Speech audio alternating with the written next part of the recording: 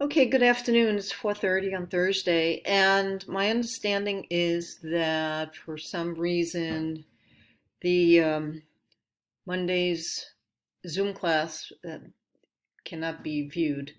So I'm going to make a sort of a quick video for you here to explain what we talked about in Monday's class. And you and I certainly talked about transitions here and some of the issues that were going to be uh, plaguing our new country, as you can see. And I also said that our Articles of Confederation were relatively weak in that um, the Confederation government did not have the ability to collect taxes from each of the states. So if you can't collect taxes from the states, you sure as heck can't pay your $54 million debt. The states, all 13 of them, remember they were acting as, frankly, individual entities. They made their own trading agreements. They had their own currencies. They certainly had their own state constitutions. They certainly were not interested in having a strong federal government. And for those 6 years, from 1781 to 1787, we certainly were just drifting along. Whether or not the revolution would be successful, which is something that George Washington fretted over, considering the fact that we had spent 6 long years trying to win our independence. And now here we were as a new nation trying to figure out exactly what we were going to be. Well, he didn't have to worry too long about that because in 1786, along comes a man named Daniel Shea. And Daniel Shea lived in Western Massachusetts. He was a farmer and he was a captain in the Continental Army. And when he got back home to his farm after the war ended, he found, well, his farm was pretty much destroyed, hadn't been taken care of in many years. His crops hadn't been taken in. And what he found was that he was facing some high tariffs, not tariffs, taxes. Well, tariffs are taxes. But his taxes were too high, his mortgage was too high. Frankly, he didn't even have, I guess, what would be equivalent to $12 a year back in 1786 to pay his mortgage, which meant he could lose his house, his farm. The paper money that was circulating at the time, which was called the Continental, frankly wasn't worth anything.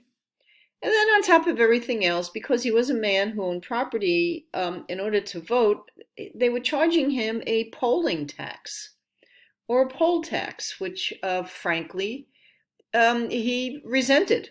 He was a man with property. Why should he have to pay this poll tax?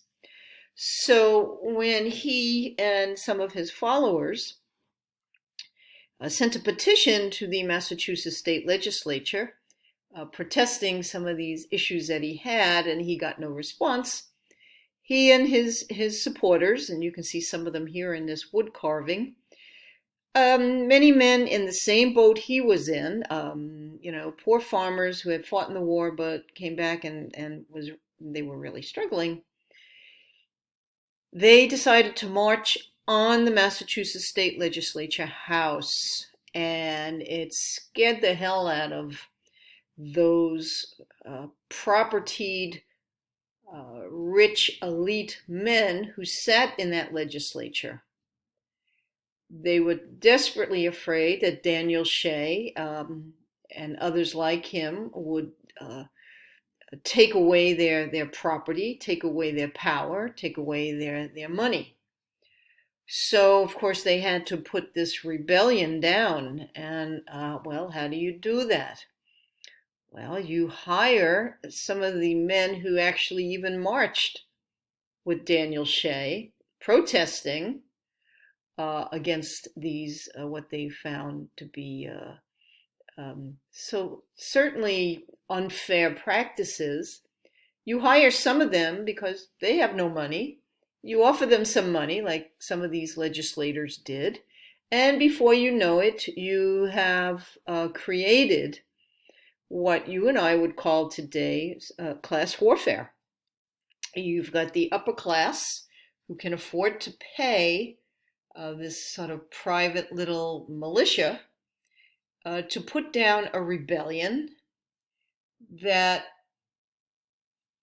certainly is an indication of the poor in our early society against those that were rich. I guess we could certainly call it the haves against the have-nots. And creating that type of class warfare is something that we, not just us, but it happens all over the globe, frankly, folks. But here in the United States is something that we have experienced probably for the last 400 years.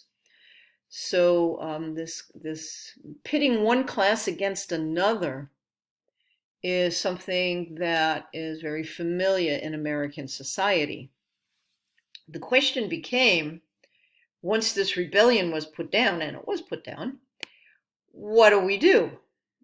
And the correspondence back and forth between George Washington and some of these other men who were extremely concerned about the direction of our country, men like James Madison, men like John Jay, men like Alexander Hamilton. Questions started to come up as to how are we going to deal with this chaos that will probably only get worse. So